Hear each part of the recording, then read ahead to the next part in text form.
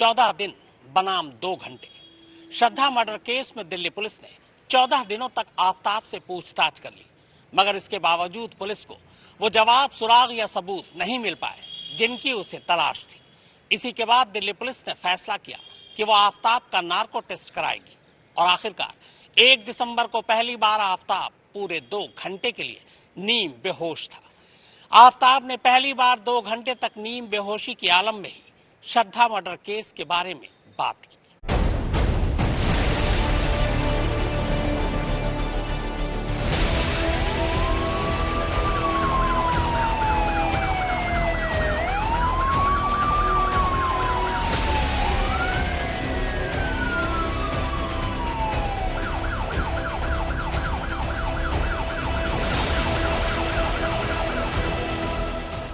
दिल्ली के रोहिणी इलाके में मौजूद डॉक्टर भीमराव अंबेडकर अस्पताल में गुरुवार सुबह से ही गहमा गहमी का माहौल था।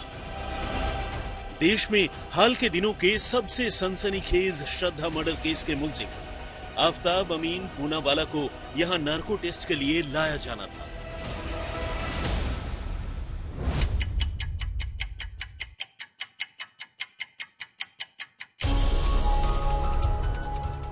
यही वो वक्त था जब दिल्ली पुलिस की 3rd बटालियन की एक टुकड़ी एक खास वज्र वाहन में आफताब को लेकर अस्पताल पहुंची और इसी के साथ अस्पताल की और खासकर ऑपरेशन थिएटर की सुरक्षा और कड़ी कर दी गई। अब आफताब की ये तस्वीरें देखिए। ये तस्वीरें तब की हैं जब कुछ रोज पहले उसे पुलिस हिरासत में इसी अंबेडकर अस्पताल में मेडिकल जांच के लिए लाया गया था। आज भी मंजर कुछ ऐसा ही था।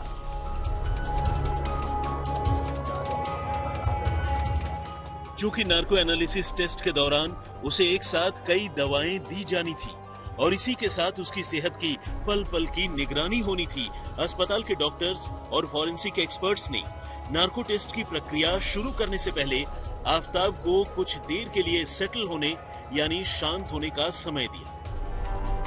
इस दौरान डॉक्टरों ने आफताब से मामूली बातचीत की और फिर उसके blood pressure, pulse rate, heart beat, body temperature और दूसरे पैरामीटर्स की जांच की गई। मकसद नार्को से पहले ये पूरी तरह सुनिश्चित करना था कि आफताब न तो बीमार है और न ही उसे पहले से किसी तरह की कोई जिस्मानी या ज़हनी परेशानी है। जांच में जब एक के बाद एक ये सारे पैरामीटर्स बिल्कुल सही पाए गए तो फिर डॉक्टरों ने नार्को टेस्ट की प्रक्रिया शुरू करने का फैसला किया।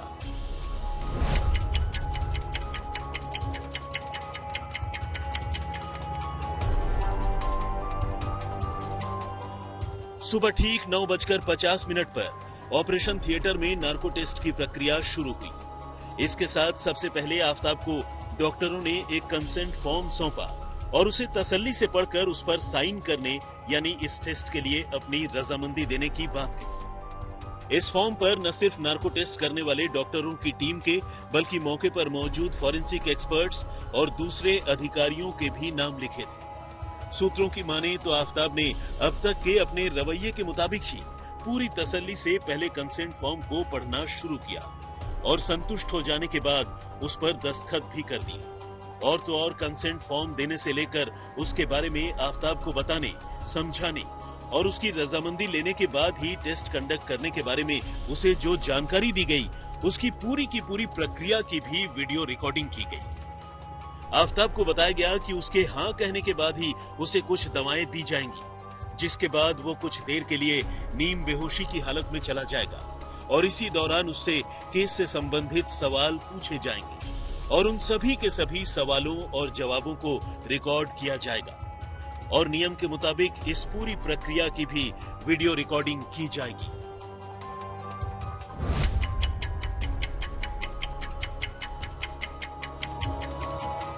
आफताब को समझाने बुझाने और उसकी रजामंदी लेने के ठीक 10 मिनट बाद उसे अपनी बेड पर लेटने को कहा गया और फिर सुबह 10:10 पर उसे इंजेक्शन के जरिए एनेस्थीसिया समेत दूसरी जरूरी ड्रग्स की खुराक दी गई। इस दौरान डॉक्टरों ने इस बात का पूरा ख्याल रखा कि आफताब को दी जा रही एनेस्थीसिया और दूसरी दवाओं की डोज बिल्कुल सही हो, न थोड़ा कम और न थोड़ा भी ज्यादा, क्योंकि डोज कम होने पर आफताब नीम बेहोशी की हालत में पहुंचने से रह सकता था। ऐसे में नार्को टेस्ट के दौरान वो डॉक्टरों और फॉरेंसिक एक्सपर्ट्स को धोखा भी दे सकता था, जबकि डोज ज्यादा होने पर न सिर्फ उसके गहरे बेहोशी में चले जाने का खतरा था, बल्कि ज्यादा डोज से उसकी जान भी जा सकती थी। ऐसे में एनेस्थीसिया का इंजेक्शन लगाने के बाद डॉक्टरों ने सबसे पहले आफताब के शरीर पर उसका इफेक्ट देखने और समझने की कोशिश की। एनेस्थीसिया का असर सबसे पहले उसकी आंखों और जुबान पर ही दिखा। आमतौर पर एनेस्थीसिया इंसान के सीएनएस यानी सेंट्रल नर्वस सिस्टम पर अपना असर दिखाता है और उसे सबकॉन्शियस स्टेट में ले जाता है, यानी इंसान अपने आसपास की चीजों को महसूस तो कर सकता है, लेकिन पूरी सक्रियता के साथ रिएक्ट नहीं कर पाता। इस हाल में जहां आंखें बंद होने लगती हैं, वहीं जुबान भी लड़खड़ाती हुई महसूस होती है। बहरहाल, जब एनेस्थीसिया और दवाओं की डोज के बाद डॉक्टरों को आफताब के पूरी तरह नीम बेहोशी में चले जाने की तसल्ली हो गई, तो फिर उससे सवाल जवाब का सिलसिला शुरू किया गया। इस नार्को टेस्ट के जरिए वैसे तो पुलिस और फॉरेंसिक एक्सपर्ट श्रद्धा के कत्ल की साजिश से लेकर उसकी लाश के टुकड़े टुकड़े करने और उन्हें निपटाने के पूरे सीक्वेंस को समझना चाहते थे, लेकिन इन सवालों के केंद्र में श्रद्धा का कटा हुआ सिर, उसका मोबाइल फोन, हथियार और कत्ल के वक्त पहने गए श्रद्धा के कपड़े ही ज्यादा थे। टेस्ट के दौरान आफताब से बहुत से सवाल पूछे गए, लेकिन इन सवालों में जो सबसे अहम थे वो हैं: श्रद्धा का कत्ल किस तारीख को किया, श्रद्धा को क्यों मारा, श्रद्धा को कैसे मारा, लाश के टुकड़े कैसे किए, टुकड़े करने के लिए हथियार कहां से खरीदे, टुकड़ों को घर में कितने वक्त तक रखा, टुकड़ों को कैसे और कहां रखा, लाश के टुकड़ों को कहां कहां ठिकाने लगाए, हथियार कहां फेंके, कत्ल के बाद 6 महीने तक क्या कुछ किया। अगर कत्ल गुस्से में और गलती से किया तो फिर पुलिस के सामने तभी सरेंडर क्यों नहीं किया। सूत्रों की माने तो आफताब ने फॉरेंसिक साइकोलॉजिस्ट के पूछे गए हर सवाल का जवाब इत्मीनान से दिया, और जैसा कि अब तक वो करता रहा है, उसने ज्यादातर सवालों के जवाब अंग्रेजी में ही दिए। टेस्ट के दौरान आफताब पहले कई सवालों पर चुप ही रहा, लेकिन जब उससे दोबारा वही सवाल पूछे गए तो उसने जवाब दिया। कुछ इसी तरह उसने कुछ सवालों के जवाब देने में थोड़ा वक्त लिया।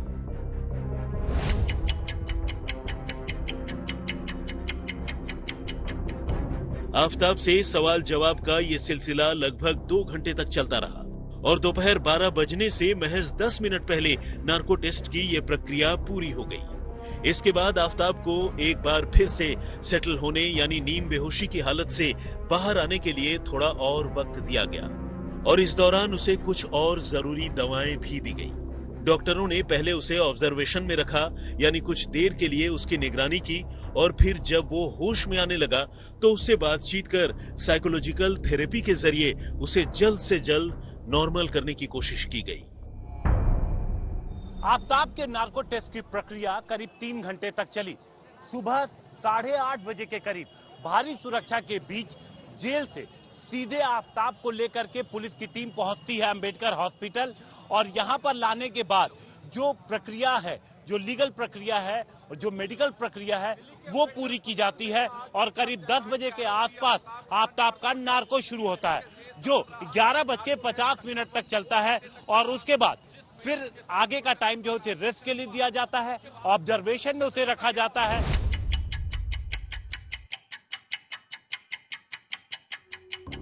दवाएं, डॉक्टरों की कोशिश और साइकोलॉजिकल थेरेपी के जरिए नार्को टेस्ट के करीब 1 घंटे बाद यानी दोपहर 1 बजे तक आफताब पूरी तरह नॉर्मल हो चुका था, और फिर जल्द ही जेल और कैदियों की सुरक्षा में तैनात 3rd बटालियन की गाड़ी आफताब को लेकर डॉक्टर अंबेडकर अस्पताल से तिहाड़ जेल के लिए रवाना हो गई।